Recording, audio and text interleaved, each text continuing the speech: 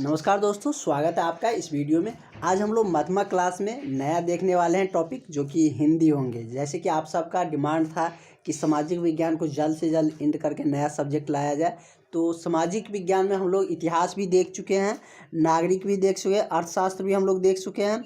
उसके बाद हम लोग ज्योग्राफी भी आज मॉर्निंग वाले क्लास में देख चुके हैं। और 2 से 3 जो क्वेश्चन है जो कि आपदा प्रबंधन का वो रह गया है, उसको भी कवर कर लेंगे, क्योंकि उससे आपको 5 नंबर का एक क्वेश्चन देखने को मिलेंगे और बहुत इजी रहता है, इसलिए उसको छोड़ नहीं सकते, वो भी हम लोग देख लेंगे। साथ ही आपको हिंदी का थोड़ा सा झलक दिखला देते हैं। उसके बाद हम लोग कल से हिंदी को कंटिन्यू करेंगे और होगा तो मॉर्निंग में ऑब्जेक्टिव कुछ रह गया है सामाजिक विज्ञान का, उसको कवर करके हम लोग हिंदी को कंटिन्यू करेंगे और संस्कृत भी आपको टाइमली समाप्त हो जाएगा। तो यदि और जो भी कैंडिडेट अभी तक क्लास परचेज नहीं किया, क्लास नहीं लिए हैं, वो सारे कैंडिडेट इस नंबर पर कांटेक्ट करें। आपको क्लास और जो पीडीएफ है, ये सारे क्वेश्चन आंसर, वो सारा कुछ आपको मिल जाएंगे। तो इस नंबर पर ज़रूर कांटेक्ट करें यदि आप चाहते हैं मध्यमा एग्जाम में फर्स्ट डिवीज़न में अच्छे नंबर लाना। तो इस नंबर पर ज़रूर संपर्क करें, क्योंकि हम पिछले कई सालों से ऑनलाइन क्लासेज मध्यमा का ले रहे हैं, तो इस बार भी आप लोगों की बेहतर तैयारी होंगे। तो चलिए हम लोग स्टार्ट करते हैं। पहले आज थोड़ा सा इसका हेडिंग देख लेते हैं, उसके बाद हम लोग का कुछ क्वेश्चन रह गया आपदा का, वो देख लेंगे, क्योंकि आपदा में इजी क्वेश्चन आएंगे और 5 से 7 नंबर आप बना के 5 से 7 नंबर आपको मिल सकते हैं। हिंदी में हम आपके लिए मतलब जो कि ये सब के लिए वैलिड है, मतलब कि सारे क्वेश्चन में आपको ये लिखने हैं जिससे कि आपको 2 नंबर आ जाएंगे। ये मतलब एक तरीके से कॉपी लिखने का एक तरीका भी है। ये हम पिछले बार लास्ट में बता रहे थे, लेकिन इस बार आप लोगों को स्टार्टिंग से ही सारा कुछ बता दे रहे हैं, क्योंकि समय आपके पास कम है।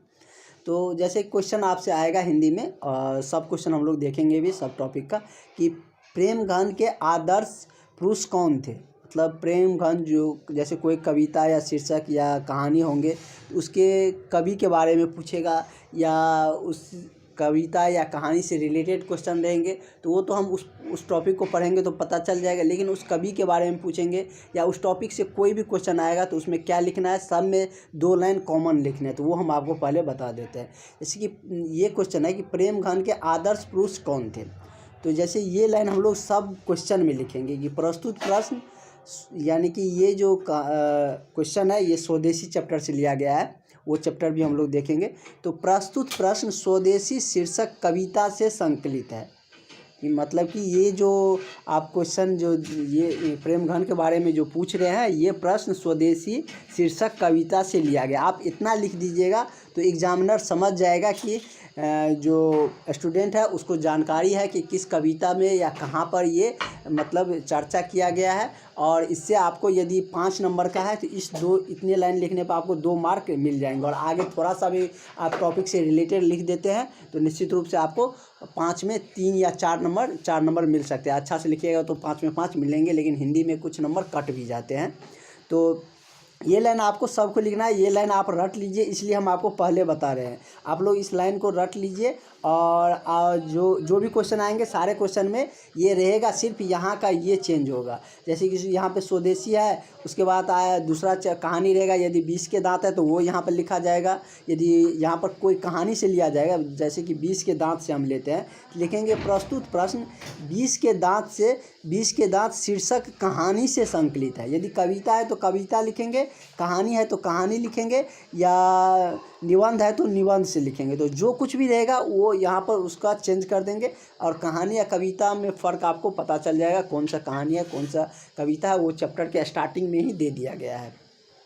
तो ये लाइन आप लोग याद जरूर कर लें कि प्रस्तुत प्रश्न स्वदेशी, यानी कि मतलब कि यहाँ पर जो शीर्षक होंगे उसका नाम लिखना है, उसके बाद जो कविता या कहानी है वो लिखेंगे, उसके बाद कवि के बारे में लिखेंगे कि प्रेमगंध कैसे थे, या जो भी कविता का पूछा जाएगा। जैसे कि आगे चलकर हमको एक शीर्षक में भीमराव अंबेडकर के बारे में है, तो उसका चरित्र कैसे थे वो भी लिखना है।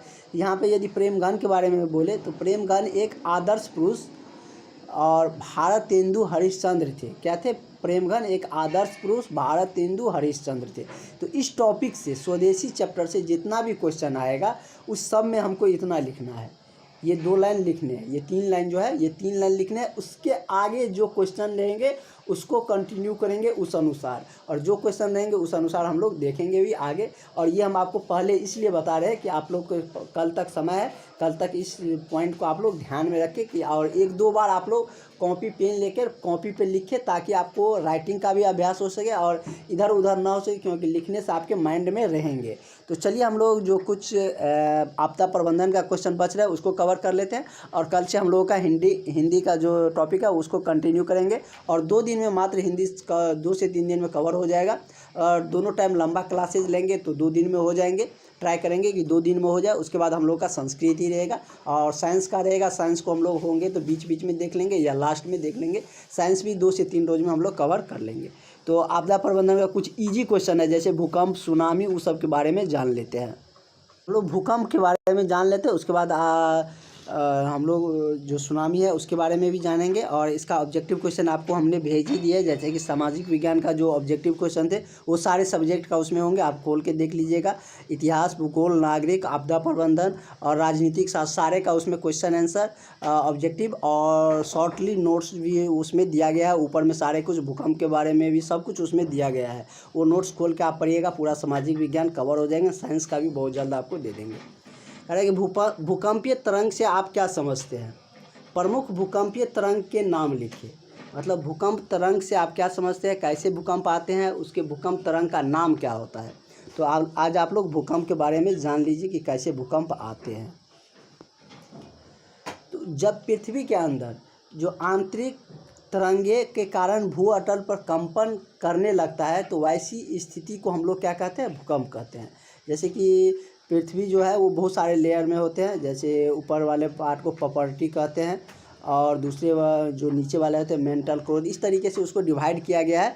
तो वही कह रहा है जो आंतरिक वाले जो पृथ्वी के अंदर वाले भाग में, या तो जनरली मेंटल से ही, मतलब कि वो मेंटल इसका भाग का एक नाम है, तो वहाँ से जनरली इसका तरंग उत्पन्न होते हैं।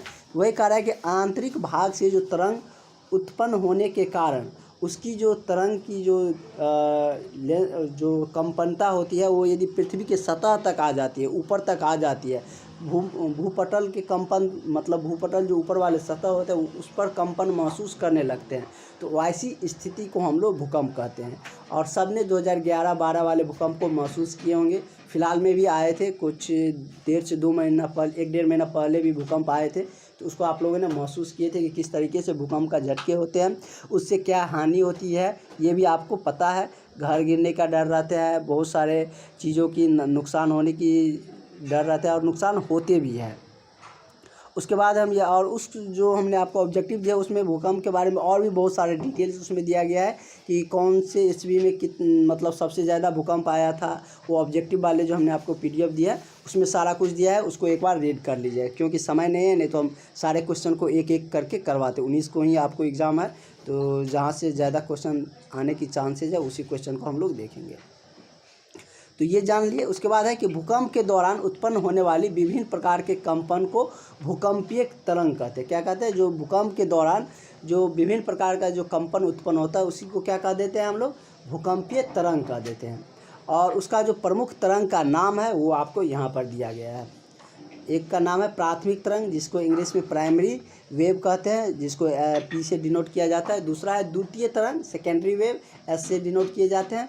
उसके बाद है दीर्घ तरंग, उसको मतलब लाइव वेव कहते हैं। क्या बोलते हैं? लाइव वेव, इसको L से डिनोट किए जाते हैं। तो इस तरीके से आप लिखते हैं। तो आपको यदि 5 नंबर या 7 नंबर में पूछेगा तो उसमें एक और चीज़ ऐड करेगा, इससे होने वाले हानि, तो वो आप लोग लिख सकते हैं कि भूकंप से होने वाले क्या क्या नुकसान होते हैं।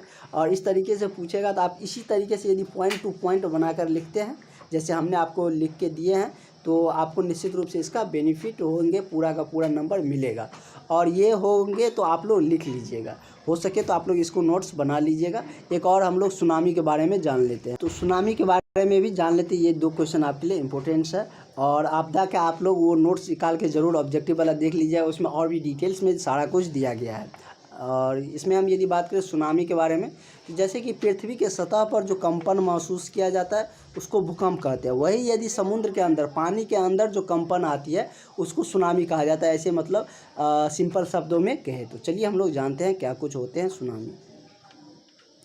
कह रहे हैं कि सुनामी से आप क्या समझते हैं। क्वेश्चन है सुनामी से क्या समझते हैं, सुनामी क्या होती है, इस तरीके से भी आ सकते हैं।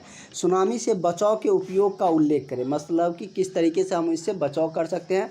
और भूकंप वाले में भी ये ऐड कर सकता है कि भूकंप से हम किस तरीके से बच सकते हैं। तो ये उपाय भी आप लोग जानते हैं। तो सुनामी के बारे में हम लोग जान लेते हैं। महासागरों के आंतरिक पृष्ठीय भाग में, मतलब महासागर जो होते हैं, जो समुद्र होते हैं, उसके अंदर वाले भाग में यदि उत्पन्न कंपन को सुनामी कहा जाता है। यदि उसके अंदर में जो कंपन उत्पन्न होता है उससे, और यदि उसके अंदर कंपन होती है तो लहरें तेज हो जाती है, लहर ऊपर आने लगती है। तो यदि पानी के अंदर मतलब कि उसमें तरंग उत्पन्न होती है तो उसी को क्या कह देते हैं, सुनामी कहते हैं। सुनामी एक प्रकार का प्राकृतिक आपदा है। भूकंप भी एक प्रकार का प्राकृतिक आपदा है, सुनामी भी एक प्रकार का प्राकृतिक आपदा है। आपदा के बारे में आप लोग जान लीजिए, कोई भी घटना घटित होता है तो उसको आपदा कहा जाता है। और उस पर आपदा को 2 प्रकार से बांटा गया है, और इसलिए हम आपको बोल रहे हैं कि वो नोट्स आप जरूर निकाल कर देख लीजिएगा। उसमें सिंपल शब्दों में आपको लिख कर दे दिए गए हैं, जो कि ऑब्जेक्टिव वाला नोट्स है, उसमें आपदा निकाल लीजिएगा। उसमें आपको सारा कुछ दिया गया है कि मानव जनित आपदा क्या है और प्राकृतिक आपदा क्या है। 2 प्रकार से आपदा को बांटा गया है, एक प्राकृतिक आपदा होता है, दूसरा मानव जनित होती है। उससे ऑब्जेक्टिव भी बहुत ज़्यादा फ्रेम होते हैं। तो जैसे कि भूकंप हो गया, सुनामी हो गया, ये सब क्या है कि प्राकृतिक आपदा है। ज्वालामुखी हो गया, ज्वालामुखी का फटना, ये सब प्राकृतिक आपदा हो गया। वही यदि हम मानव निर्मित आपदा की बात करें तो जैसे कि आतंकवादी का हमला हो गया, बम विस्फोट हो गया, और भी बहुत सारे कुछ होते हैं, जैसे दंगा हो गया, ये सब क्या है कि मानव जनित आपदा होती है। बाढ़ हो गया, ये आपको प्राकृतिक आपदा में आ जाएगा। वही कह रहा है कि सुनामी एक प्रकार का प्राकृतिक आपदा है। ये लाइन आप भूकंप वाले में भी ऐड कर सकते हैं। जो समुद्री क्षेत्र में मानव, जंतु, वनस्पति, मकान आदि को नुकसान पहुंचाता है। आप लोग सोच रहे होंगे मानव को कैसे नुकसान पहुंचाएगा।